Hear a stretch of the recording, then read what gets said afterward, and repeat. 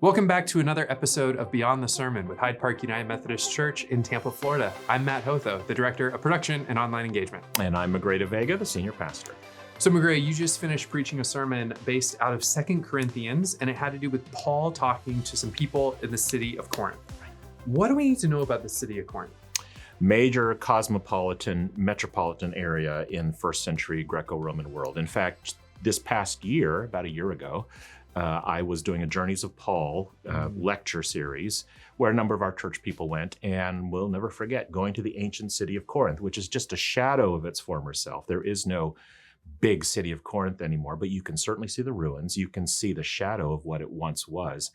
It was a major city, and this is where Paul spent the longest amount of time in this city than in any other city in his 3 missionary journeys. He spent 18 months there really learning what it means to be a Corinthian person, to set up his craft as a manual laborer, and get to know these people.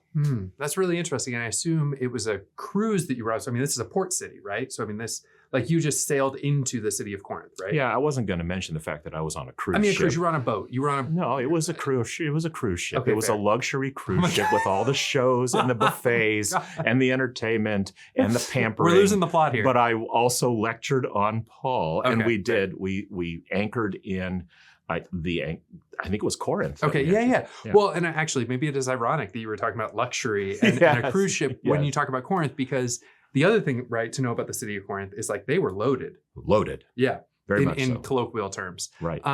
But here's something that's unique about Paul's experience with them. And you were kind of alluding to this. It was a long experience. Yes. And in our Bible, we have 2 letters written to the Corinthians, but actually scholars think that 2 Corinthians probably contains 4 different letters, segments of letters that Paul wrote. And we know there are letters that he wrote that we don't have anymore. So like he was in it with the people from Corinth. For 18 months, he got to know them. And as is often the case in human dynamics, the more intimately you get to know a person or a group of people, the more susceptible you are to knowing what hot buttons to push in each other. And that certainly was the case in how the Corinthians treated Paul, because they didn't think too highly of him. And you can tell by the rhetoric in the first letter that Paul, he took out no holds barred in terms of his admonishment for the Corinthians. I mean, they really got to know each other really, really well.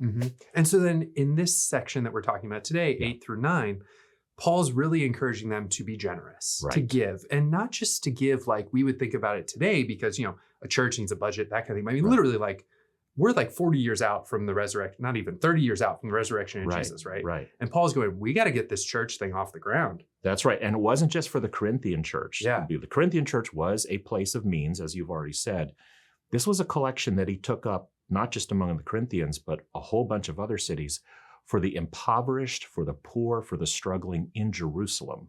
So the early Christians, who you might imagine, who were struggling to find their Christian identity in the midst of a very Jewish Hebrew kind of world, were really poor. And so Paul was not only telling the Corinthians to support each other to grow the church that's in Corinth, but to see themselves as connected across the region with other Christians, including and especially the Jewish Christians who were in Jerusalem. So this was a fundraising effort for the poor in another part of the world. Yeah, which I think sets the stage then for that metaphor that Paul's using throughout this letter, right?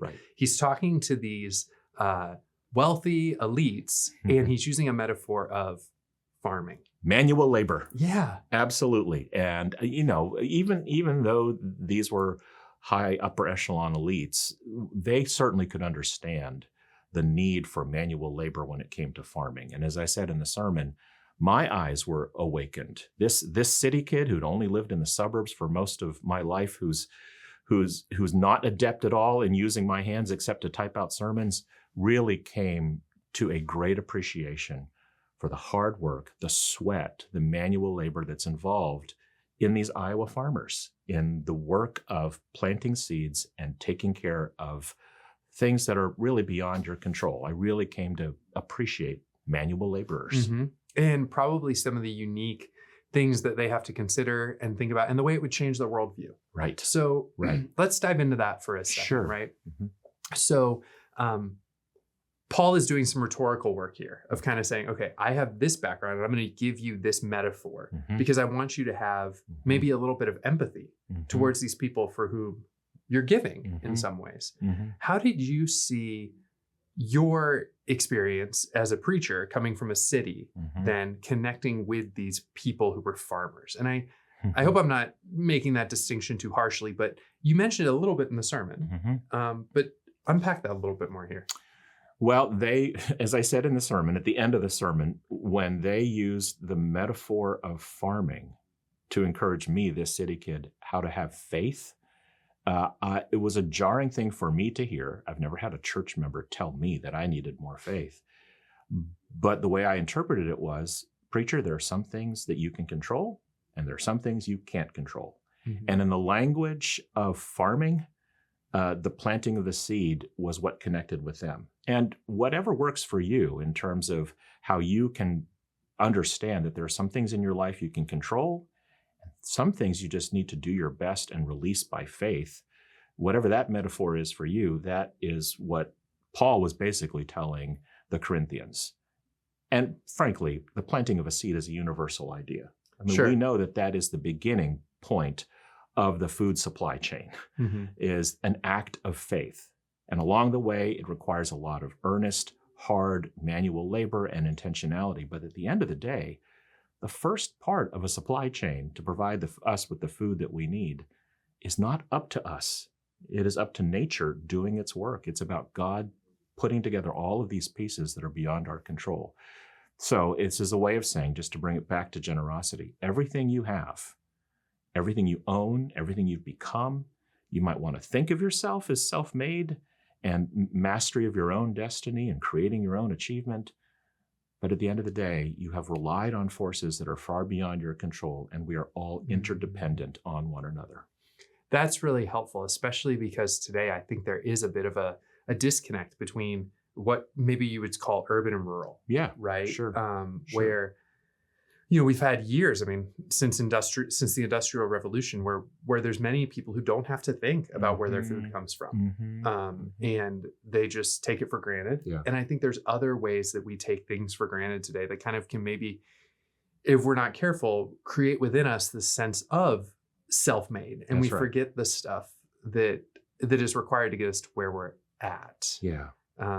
Things like electricity, like food, like internet, things like that. I mean, I realize these are not in the minds of Paul in Corinth. So now we're jumping kind of to our present day from the text. Right. But I think there's something in there that ties to generosity, because there's sometimes, and this goes back to what we were talking about, I think it was a week ago, where it was like, okay, when you're being generous, you're not doing it to get something in return. And I think so often when you live in a sort of city economy, the thing is, oh, well, I give that to get a service. I give that to get this.